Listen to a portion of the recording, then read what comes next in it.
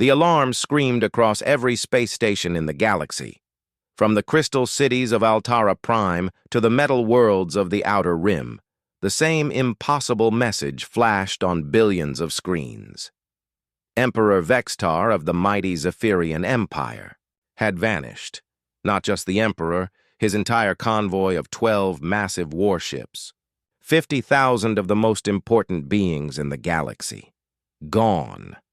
Disappeared in the middle of their journey through warp space like they had never existed at all. Commander Kim Tae-ho stood in the bridge of the Human Research Station Horizon, watching the emergency broadcasts with growing concern. The Zephyrian Empire controlled half the known galaxy. Their technology was thousands of years ahead of most species. Their ships were the size of cities and protected by shields that could stop entire star fleets. How does something like that just disappear? Sir, we're getting a priority transmission from the Galactic Council, said Lieutenant Park So-young, her fingers dancing over the communication console. The young officer had joined Tae-ho's team 6 months ago, fresh from the academy on Earth. Her analytical mind had already impressed everyone on the station. Tae-ho nodded. Put it through. The holographic display shimmered to life, revealing the angular features of Counselor Kexvan, a Vorton whose gray skin and 4 eyes made him look perpetually annoyed. Today, he looked terrified. Commander Kim. Kexvan's voice carried the universal translator's flat tone. The Council has reviewed your team's previous work. We require your assistance. Tae-ho raised an eyebrow. 3 years ago, the same Council had called humans barely evolved primates when Earth first requested membership. Now, they wanted help. What exactly happened to the Emperor's convoy? Tae-ho asked. Kexvan's 4 eyes blinked in sequence, a sign of extreme stress among his people. They entered warp jump at coordinates 847.332.99D1 at Galactic Standard Time 1430. At 1431, all contact was lost. No distress signal, no energy signature. Our most advanced sensors show nothing. It is as if they simply ceased to exist. Equipment. Failure? So-young suggested from her station. Impossible, Kexvan replied. Zephyrian ships have triple redundancy on all systems. Besides, 12 ships cannot all fail at exactly the same moment. Tae-ho leaned back in his chair. The Galactic Council had over 300 member species. Many of them had technology that made human ships look like wooden boats.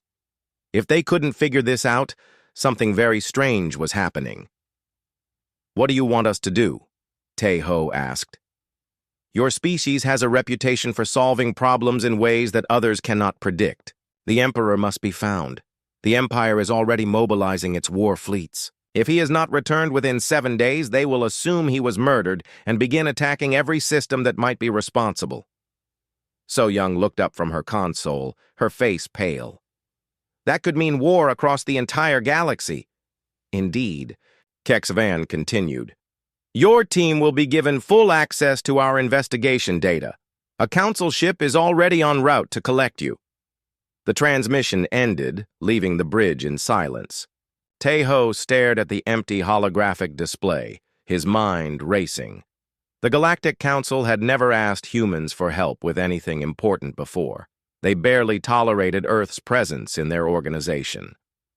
Chief Lee to bridge, came a voice, over the intercom. Chief Engineer Lee Dong-min had been working in the station's lower levels, probably building something that would make alien engineers scratch their heads. Go ahead, Chief. Sir, I've been monitoring the galactic communication networks. Every major species is going crazy. The Alterans are recalling their trade fleets.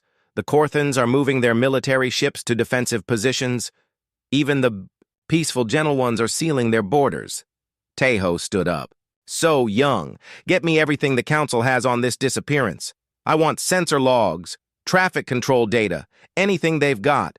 Also, contact Dr. Choi. Tell her to pack her xenobiology research. We're going to need her expertise on alien behavior. Yes, sir. So-young's fingers flew across her console. Sir, there's something else. I'm picking up unusual chatter from the outer colonies. Several human ships have gone missing in that same sector over the past few months. Missing how? Small cargo ships, mostly. A few research vessels. They just stopped reporting in. Colonial Command assumed pirates or equipment failures, but now, Tejo felt a cold chill run down his spine.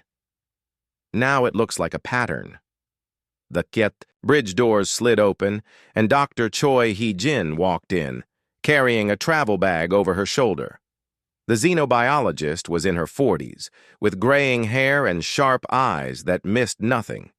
She had spent 15 years studying alien cultures and could read the emotions of 12 different species better than most could read their own. "I heard about the Emperor," she said without preamble. "This is bigger than just a disappearance, isn't it?" Tejo nodded. "The entire galaxy is panicking. If we don't find him, there's going to be a war that makes every previous conflict look like a playground fight." Dr. Choi set down her bag and moved to the tactical display.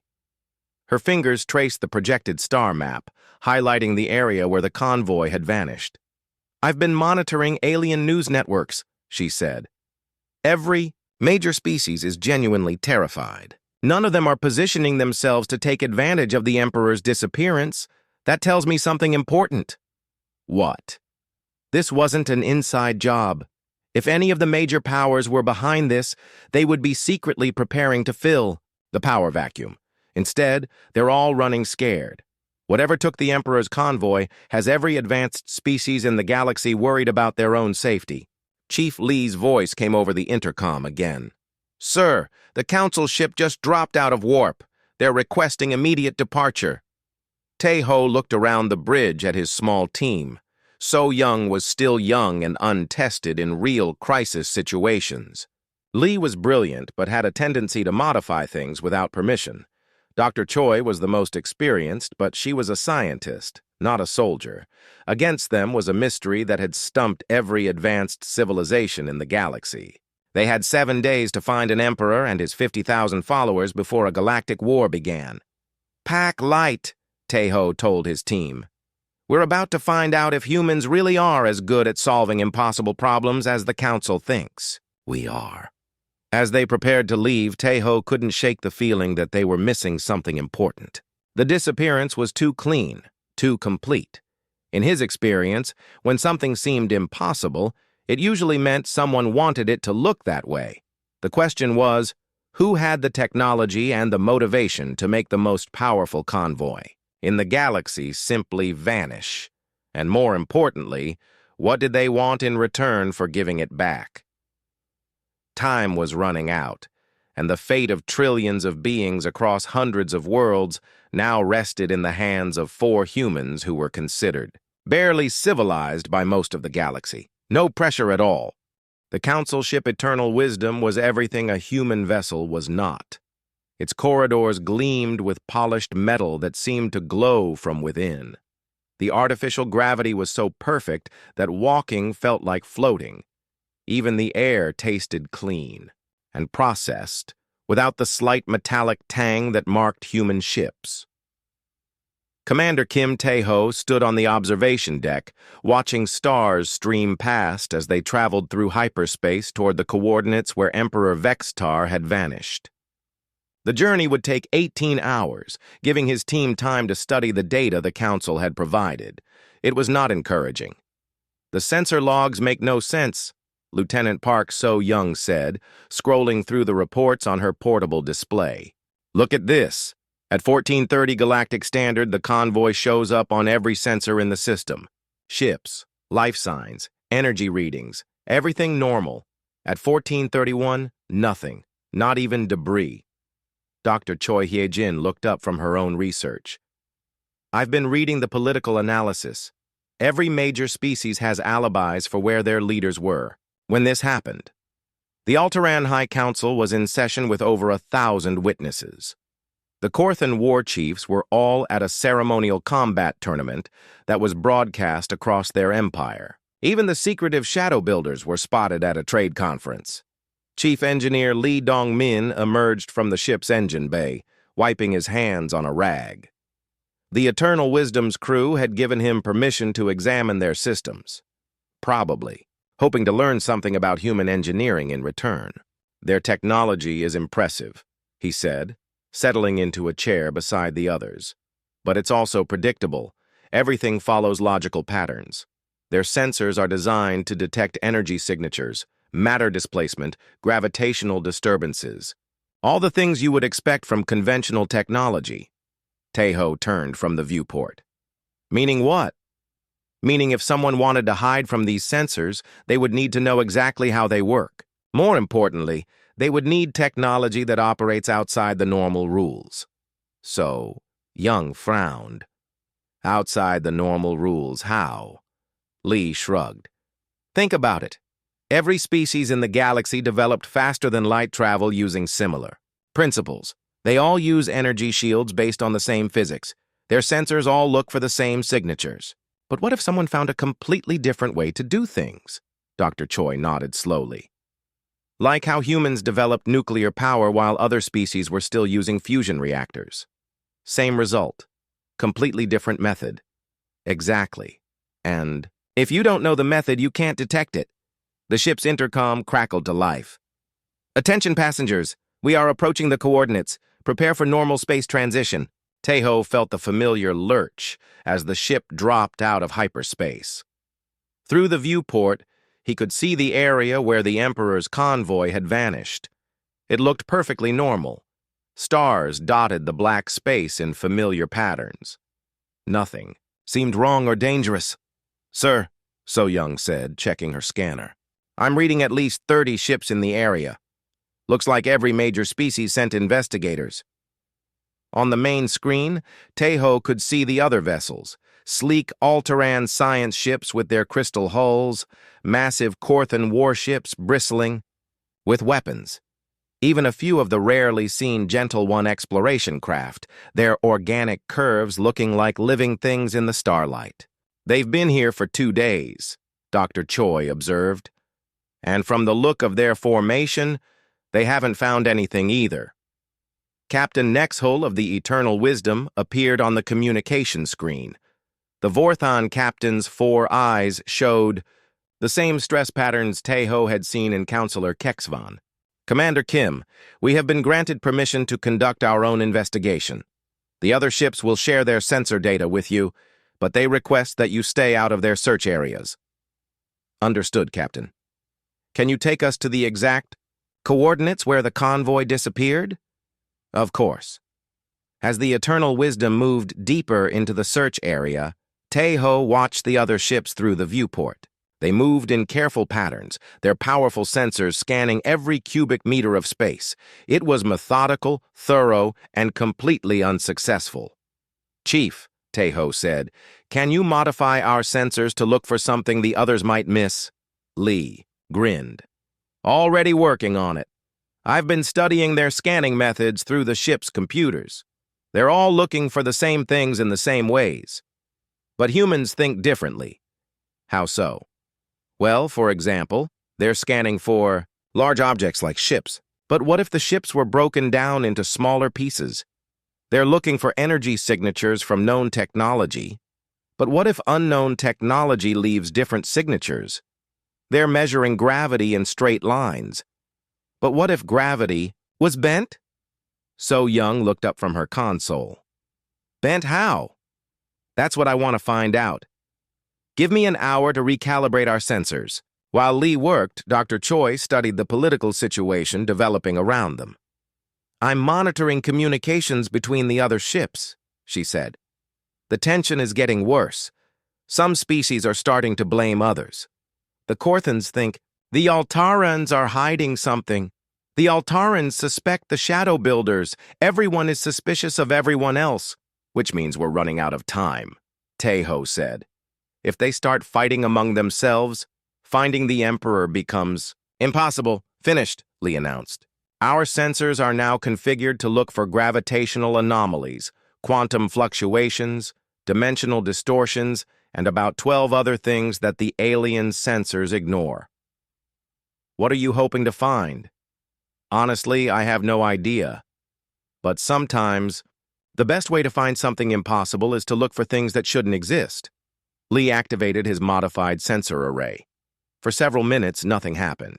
Then slowly, patterns began to appear on the display. Faint traces that the other ships had missed completely.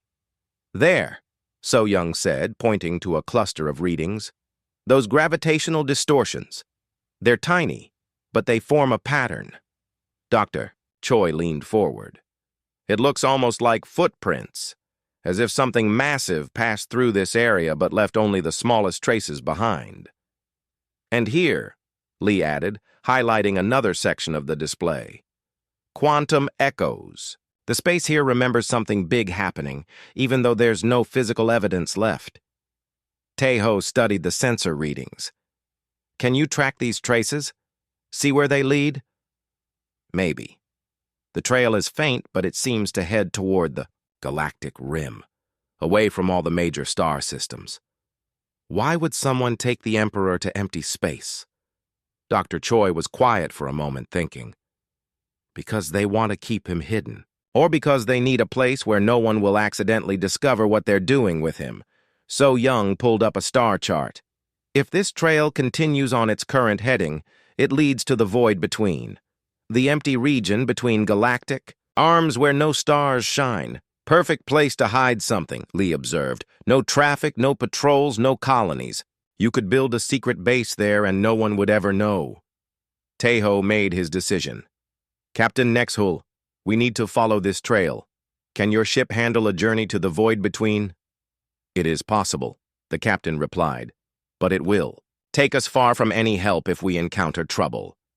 We'll have to take that risk. The Emperor is out there somewhere, and we might be the only ones who can find him. As the Eternal Wisdom changed course toward the empty darkness between galaxies, Taeho wondered what they would find at the end of the trail. Whoever had taken the Emperor's convoy had technology that could fool the most advanced sensors in the galaxy. They had planned this carefully, leaving only the faintest traces behind. But they had not planned on human curiosity and the willingness to look for impossible things in impossible places. The hunt was just beginning. The journey to the void between took 3 days. Commander Kim Taeho spent most of that time studying the quantum trail that Chief Engineer Lee Dong-min had discovered. The traces were getting stronger as they traveled, which meant they were heading in the right direction. On the morning of the 4th day, everything changed. Commander, we have an incoming priority transmission from Earth, Lieutenant Park So-young announced from her station. It's Agent Nam Ji-woo from Human Intelligence. Taeho had worked with Ji-woo before. The intelligence agent was sharp, careful, and never contacted anyone unless the situation was serious. Very serious. Put her through on a secure channel. The holographic display flickered, showing the image of a woman in her 30s with short, black hair and tired eyes. Agent Nam Ji-woo looked like she had not slept in days. Commander Kim, I have classified information that relates to your current mission. We need to talk privately. Taeho nodded to his team, who stepped away from the communication console to give them privacy. Go ahead, Agent Nam. 3 months ago, several human ships went missing in the same sector where the Emperor disappeared. We kept it quiet to avoid panic, but now we know they're connected. How many ships? 7 cargo vessels, 2 research ships, and 1 passenger transport. All of them vanished without a trace, just like the Emperor's convoy. Dr. Choi Hye-jin moved closer to the console. Ji-woo, this is Dr. Choi. Were there any patterns to these disappearances? Any connections between the ships? Agent Nam's expression grew even more serious. That's what makes this complicated. All of the missing ships had one thing in common. They were carrying personnel connected to a classified project called Breakthrough Protocol. Taeho felt a chill run down his spine. What kind of project? Advanced research into faster-than-light communication.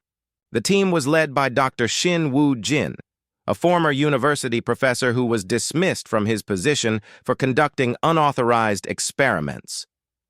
Lee looked up from his sensor display. What kind of experiments? the kind that involve combining human creativity with alien technology in ways that make other species nervous. Dr. Shin believed that humans could use alien tech more effectively than the aliens themselves. So Young pulled up a file on her screen. I remember reading about him. He published papers claiming that human minds work differently from alien minds.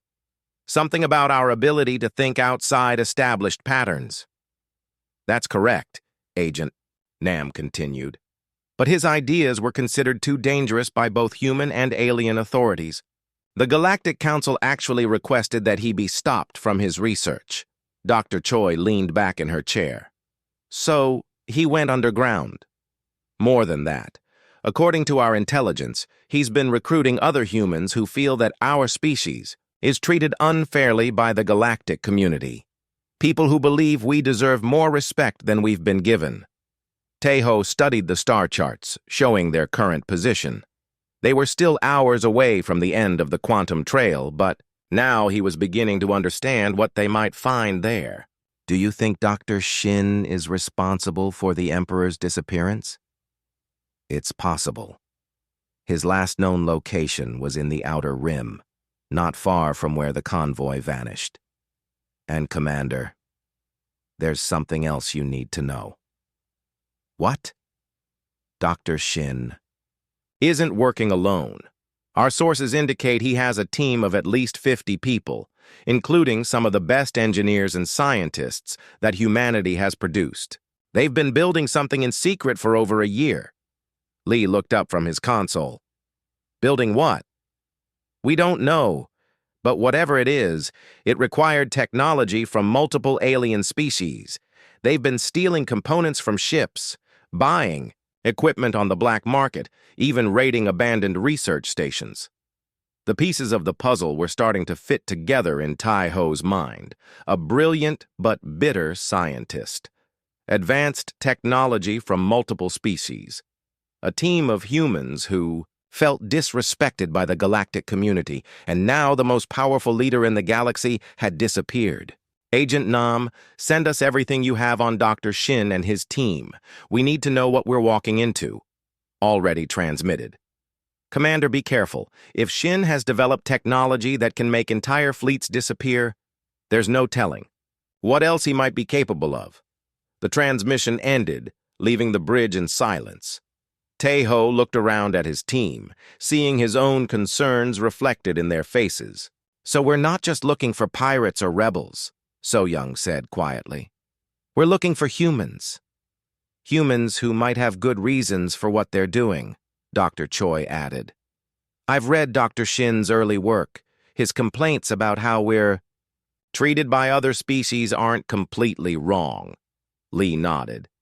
Every time we try to contribute something to galactic technology, we're told it's primitive or dangerous, even when our ideas work better than theirs. Taeho understood their feelings. He had experienced the same frustrations himself. But this was bigger than hurt pride or wounded egos. Maybe Dr. Shin had valid complaints, he said. But kidnapping the Emperor isn't going to solve anything. It's just going to make every species in the galaxy see humans as a threat.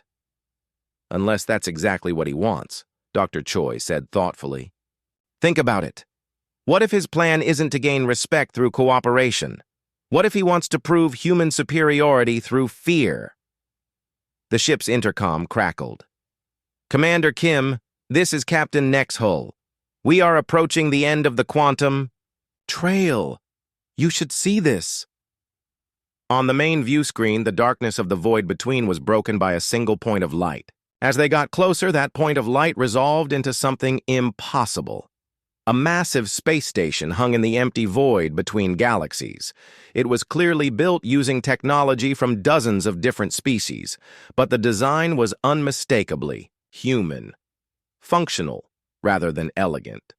Practical rather than beautiful. And huge. How did they build something like that without anyone noticing? So Young whispered. By building it where no one ever looks, Lee replied. In the one place in the galaxy where no ships ever travel. As they approached the station, Taeho could see the distinctive shapes of Zephyrian warships docked at its outer rings. The Emperor's convoy had been found. But now came the hard part. Getting inside and finding out what Dr. Shin wanted in exchange for returning the most powerful being in the galaxy. "Captain, take us in slowly. No aggressive moves. We need to see what we're dealing with before we act." "Understood, Commander." As the Eternal Wisdom drew closer to the mysterious station, Taeho couldn't help but feel a mixture of pride and worry. Humans had built this incredible facility in secret, proving that they were capable of far more than other species believed. But they had also kidnapped an emperor and threatened the stability of the entire galaxy. The question now was whether Taeho and his team could find a way to resolve this crisis without starting a war that would destroy everything they were trying to protect. The station grew larger on the view screen, and somewhere inside it, 50,000 beings waited to learn their fate. The docking bay of the mysterious station was enormous. Commander Kim Tae-ho and his team walked down the ramp of their shuttle, their footsteps echoing in the vast space. The air smelled of metal and ozone, with an underlying scent that reminded him of Earth laboratories. Around them, the docking bay showed clear signs of human engineering. The lighting was bright and practical rather than decorative. The walls were covered with control panels that prioritized function over beauty. Everything was built to work, not to impress. But mixed in with the human design were technologies from dozens of alien species. Taeho could see Altaran crystal power conduits, Korthan armor plating, and even some of the rare energy systems used by the Shadow Builders. "This place is incredible," Chief Engineer Lee Dong-min whispered as they walked deeper into the station. "Look at how they've integrated all these different technologies. It shouldn't be possible, but somehow they made it work." Dr. Choi Hyejin was studying the structural design. The layout follows human psychological patterns. Wide corridors to reduce claustrophobia, natural lighting cycles to maintain circadian rhythms. Whoever built this understood that humans need different environments than most alien species. Lieutenant Park So-young checked her scanner. "I'm reading massive power signatures from the center of the station, and life signs, lots of them." They followed the main corridor toward the heart of the facility. Along the way, they passed through sections that looked like workshops and laboratories. Advanced equipment hummed quietly behind sealed doors. Automated systems monitored their passage but did not interfere. "It's too quiet," Taeho observed. "A station this size should have hundreds of people moving around." "Maybe they're all waiting for us," Dr. Choi suggested. They didn't have to wait long to find out. The corridor ended at a massive circular chamber. In the center of the room stood 12 transparent cylinders, each one large enough to hold a battleship. Inside those cylinders, suspended in fields of crackling energy, were the ships of Emperor Vextar's convoy. The vessels hung motionless, their hulls covered in a faint blue glow. They looked perfectly preserved, as if they had been frozen in time the moment they arrived. "Temporal stasis fields," Lee breathed. "They're not destroyed, they're just stopped." "All of them," So-young added, reading her scanner. "I'm detecting life signs inside the ships. The Emperor and his people are alive in there." A slow clapping sound echoed through the chamber. Taeho and his team turned to see a figure emerge from the shadows between the stasis cylinders. Dr. Shin Woo-jin looked older than his photographs suggested. His black hair was streaked with gray, and his face showed the lines of someone who had spent too many years angry at the world. But his eyes were sharp and intelligent, and when he smiled, there was no warmth in it. "Commander Kim Tae-ho, Dr. Shin said, his voice carrying clearly across the chamber. "I was wondering when someone would finally track us down. I'm impressed it was humans who managed it." "Dr. Shin," Tae-ho replied carefully. "We're here to negotiate the release of Emperor Vextar and his people." "Negotiate?" Dr. Shin laughed. "You still don't understand, do you? This isn't a kidnapping. This is a demonstration." A demonstration of what? Of what humans can accomplish. When we stop asking for permission and start taking what we deserve. Dr. Shin pressed a control on a device attached to his wrist. The walls of the chamber became transparent, revealing the vastness of the space station around them. Tae-ho could see level after level of workshops, laboratories, and living quarters. Hundreds of humans moved through the corridors, all of them, working on various projects. Look around you, Commander. Everything you see was built by humans using technology that other species said we were too primitive to understand. We've created something that none of the great galactic civilizations could imagine. Dr. Choi stepped forward. By stealing technology and kidnapping innocent people. Innocent? Dr. Shin's eyes flashed with anger. The Zephyrian Empire has kept humanity in the position of junior partners for 50 years. They take our resources, use our colonies as buffer zones against their enemies, and treat us like children who can't be trusted with real responsibility. So you decided to prove them wrong by committing an act of war? I decided to prove them wrong by showing that humans are capable of things they never dreamed possible. Look at these stasis fields. No alien species has ever successfully suspended an entire fleet in temporal stasis. But we did it. Lee was studying the stasis cylinders with professional interest. How did you manage it? The power requirements alone should be impossible. Dr. Shin smiled with genuine pride. By thinking like humans instead of aliens, every species in the galaxy approaches temporal mechanics the same way. They try to stop time uniformly across large areas, but time isn't uniform. It flows differently depending on gravity, energy fields, dimensional stress. So you created localized time distortions, Lee said, understanding dawning in his voice. Exactly. Instead of stopping time everywhere, we created pockets where time moves so slowly that a second becomes a year. Much more efficient, much more elegant. So Young looked around the chamber with new respect. This is incredible technology. You could revolutionize space travel, colonization, even medical treatment. We could, Dr. Shin agreed. But will the Galactic Council listen to us? Will they give humanity the recognition we deserve for this breakthrough? Or will they find excuses to suppress it, like they've suppressed every other human innovation? Tae-ho was beginning to understand the man's reasoning, even if he couldn't agree with his methods. What do you want, Dr. Shin? I want the galaxy to acknowledge that humans are not the primitive species they believe us to be. I want formal recognition of human technological equality. I want seats on the High Council for our best scientists and engineers. And I want the other species to stop treating us like children who need their guidance. And if they refuse? Dr. Shin's expression hardened. Then Emperor Vexitar stays in stasis until they change their minds. He's perfectly safe as long as the power holds out. But without their emperor, the Zephyrian Empire will tear itself apart. The resulting chaos will show every species in the galaxy what happens when they underestimate humanity. Dr. Choi shook her head. That's not respect, Dr. Shin. That's fear. And fear never lasts. Maybe not, but it's a beginning. Alarms suddenly began sounding throughout the station. Dr. Shin checked the device on his wrist, and his confident expression wavered slightly.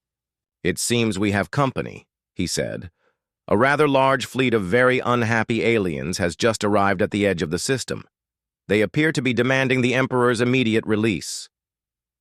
Through the transparent walls, Tae-ho could see lights, beginning to flash on control panels throughout the station. The facility was preparing for battle. Dr. Shin, Tae-ho said urgently, you have a chance here to prove that humans can solve problems through intelligence rather than force. Let us help you negotiate a peaceful solution. Peaceful? Dr. Shin gestured toward the approaching fleet. They brought warships, Commander. That doesn't suggest they're interested in negotiation. Then prove you're better than they are. Show them that humans can find solutions that others can't. For a moment, Dr. Shin seemed to consider this. Then, his expression hardened again. I've spent too many years being dismissed and ignored. It's time for the galaxy to learn that humans are not to be underestimated. The station shuddered slightly as its defensive systems activated. Somewhere in the distance, Tae-ho could hear the sound of weapons powering up. The trap had been sprung, but he was beginning to suspect that everyone was caught in it, including Dr. Shin himself. The battle began without warning. Through the transparent walls of the station, Commander Kim Tae-ho watched as brilliant flashes of light erupted in the darkness of space. The alien fleet had arrived in overwhelming force. Hundreds of warships from a dozen different species surrounded the human station. "They're not even trying to negotiate," Dr. Shin Woo-jin said, watching the approaching vessels on a tactical display. "The Zephyrian War Prince Rex Han is leading the fleet personally. He's broadcasting demands for my immediate surrender and threats to destroy every human world if his uncle is harmed." The station shook as the first weapons fire struck its shields. Dr. Shin activated the defensive systems with calm precision. Hidden weapons ports opened along the station's hull, revealing technology that Tae-ho had never seen before. "Dimensional disruptors," Chief Engineer Lee Dong-min said, studying the weapons with professional fascination. "They're firing energy bursts that create holes in space itself." The alien ships found themselves caught in spatial tears that appeared without warning. Several vessels simply vanished, transported instantly to random locations light years away. Others found their weapons fire redirected back at themselves through twisted space. "Impressive," Lieutenant Park So-young observed, though her voice carried no admiration. "But you can't fight the entire galaxy forever." "I don't need to fight forever," Dr. Shin replied. "I just need to fight long enough to prove my point." Dr. Choi Hyejin was studying the tactical situation on her scanner. "This isn't going to end the way you think it will. Even if you win this battle, more fleets will come. Eventually, they'll bring enough firepower to overwhelm your defenses. Then, I'll make sure the galaxy remembers the cost of underestimating humanity." Tae-ho realized that Dr. Shin had planned for this scenario. The man wasn't trying to win a war. He was trying to create a legend, a story that would be told across the galaxy about the day humans proved they were more than anyone had believed. But legends required martyrs, and Tae-ho wasn't willing to let 50,000 innocent beings become part of one man's bitter legacy. "Chief," he said quietly to Lee, "can you access the station systems?" Lee nodded slightly. Dr. Shin's people modified everything, but the basic architecture is still recognizable. Give me a few minutes. While Lee worked, Tae-ho tried a different approach with Dr. Shin. "You're right that humans deserve more respect, but this isn't the way to get it." "Then what is?" Dr. Shin asked without taking his eyes off the battle. "Should we spend another 50 years politely asking to be treated as equals? Should we accept whatever scraps of recognition the aliens decide to throw us? We should prove our worth through cooperation, not conquest." "Cooperation?" Dr. Shin laughed bitterly. "I tried cooperation for 20 years. I submitted papers to alien scientific journals. I applied for positions on research teams. I offered to share my discoveries with the galactic community. Do you know what they told me?" Tae-ho waited. "They told me that human minds weren't sophisticated enough to understand advanced concepts. They said our tendency toward creative thinking made us unpredictable and dangerous. They treated every breakthrough as a lucky accident rather than genuine achievement." The station shook again as more weapons fire struck the shields. Through the viewports, Tae-ho could see that the alien fleet was adapting to the dimensional disruptors, spreading out to minimize the effectiveness of the space-warping weapons. "Sir," So-young said urgently, "I'm reading massive power buildups from the Zephyrian dreadnoughts. They're preparing to fire their planet-killer weapons." Dr. Shin checked his displays and frowned. "Interesting. They're willing to risk destroying their own emperor to stop us." "Or maybe they're calling your bluff," Dr. Choi suggested. "Maybe they think you won't really hurt innocent people to make your point." For the first time, Dr. Shin looked uncertain. "They're wrong. I've come too far to back down now." Have you? Taeho asked. Or have you trapped yourself in a situation where backing down feels impossible? Before Dr. Shin could answer, Lee looked up from the control panel he had been working on. I'm in. I can access the temporal stasis systems. What are you thinking? Dr. Choi asked. I'm thinking we need to change the rules of this game. Dr. Shin has proven that humans can create technology that amazes other species. Now, we need to prove that humans can also solve problems that other species can't. Taeho turned to Dr. Shin. You wanted recognition. What if we could give you something better? What if we could show the galaxy that humans are valuable partners rather than dangerous enemies? How? By saving everyone.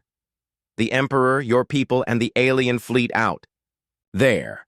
By proving that human creativity can find solutions that no one else considered. Dr. Shin shook his head. It's too late for that. The battle has already started. No, it's not. Chief, can you modify the temporal stasis field? Lee nodded. I think so. Instead of keeping the ships frozen, I could create a controlled release. Bring them back gradually while simultaneously demonstrating the station's defensive capabilities. And then? Then we show them something they've never seen before, a human solution to an impossible problem. The station's intercom crackled. Dr. Shin, this is Captain Yoon-mi Ray aboard the human cruiser Determination. I'm requesting permission to dock. Dr. Shin frowned. I wasn't expecting reinforcements. She's not bringing reinforcements, Taeho said, recognizing the name. Captain Yoon is our best diplomatic officer. If anyone can negotiate a peaceful solution to this crisis, it's her. The Determination appeared on the tactical display, a small human ship approaching through the chaos of the battle. Somehow, it was avoiding the weapons fire from both sides, transmitting identification codes that made the alien ships hold their fire. How is she doing that? So Young asked. Because she's not here to fight, Dr. Choi realized. She's here to talk. Captain Yoon-mi Ray's voice came over the intercom again. Dr. Shin, I have a proposal from the Galactic Council. They're willing to negotiate if you demonstrate good faith by releasing the Emperor. And if I refuse? Then War Prince Rexahan will order his fleet to fire regardless of the cost to his uncle. He's already lost face by allowing the Emperor to be captured. He can't afford to lose more by failing to get him back. Dr. Shin was quiet for a long moment, weighing his options. Around them, the battle continued to rage, but Taeho could see that the alien fleet was positioning itself for a final massive assault. Dr. Shin, Taeho said urgently, you have one chance to change how this ends. You can be remembered as the human who started a galactic war, or as the human who proved that we're capable of solving problems that no one else could solve. What exactly are you proposing? A demonstration. Show them the controlled release of the temporal stasis. Prove that you had complete power over the situation but chose to use it responsibly. Then negotiate from a position of strength rather than desperation. Dr. Shin looked around the chamber at the suspended Zephyrian ships. For 50 years, his species had been treated as junior partners in galactic civilization. Now he had the chance to change that forever. The question was whether he would choose respect or revenge. Chief Lee, Dr. Shin said finally, prepare the controlled release sequence. But if this goes wrong, I'm holding all of you responsible. Understood, Lee replied, his fingers flying over the controls. Outside, the alien fleet continued to close, unaware that the fate of the galaxy was about to be decided by 4 humans and 1 bitter scientist in a hidden station between the stars. The temporal stasis field began to shimmer and fade. Commander Kim Taeho watched as the first of the Zephyrian ships slowly materialized from its frozen state. The massive dreadnought seemed to stretch and solidify, like a photograph coming into focus. Chief Engineer Lee Dong-min monitored the release carefully. Power levels are stable. The ship is returning to normal time flow without damage. Dr. Shin Woo-jin stood beside the control panel, his hand hovering over the emergency stop. If anything goes wrong, it won't, Taeho assured him. This is what humans do best. We find solutions that work. One by one, the 11 remaining ships emerged from temporal stasis. As each vessel returned to normal time, its crew began transmitting status reports. Emperor Vextar's voice came over the communication system, confused but unharmed. "What happened? Where are we?" Captain Yoon Mi-rae's diplomatic cruiser had docked with the station, and she now stood in the control chamber with Tae-ho's team. The veteran diplomat looked calm, despite the chaos surrounding them. "Your Majesty," she said into the communicator, "you are safe. You were rescued from a temporal stasis field by a joint human operation." "Rescued?" Emperor Vexatar's voice carried surprise. "I was not aware that we needed rescuing." Through the viewports, Tae-ho could see the alien battle fleet holding position around the station. War Prince Rexhan had ordered his ships to cease fire when the Emperor's convoy began reappearing, but the weapons were still charged and ready. "Dr. Shin," Captain Yoon said quietly, "now comes the hard part. You've proven that humans can accomplish the impossible. But can you prove that we're wise enough to know when to stop?" Dr. Shin looked around the chamber at the technology he had created. The temporal stasis system, the dimensional weapons, the massive station built in secret. It represented years of work by some of humanity's best minds. "What guarantees do I have?" he asked. "How do I know the aliens won't just pretend to respect us until they figure out how to duplicate our technology?" "You don't," Captain Yoon replied, honestly. "But that's true of any relationship based on mutual respect. Trust has to start somewhere." Lieutenant Park So-young was monitoring the communications from the alien fleet. "The War Prince is demanding to speak with whoever is in command of this facility, and he's asking how we managed to hide an entire convoy in temporal stasis." "Because they're realizing something," Dr. Choi Hyojin observed.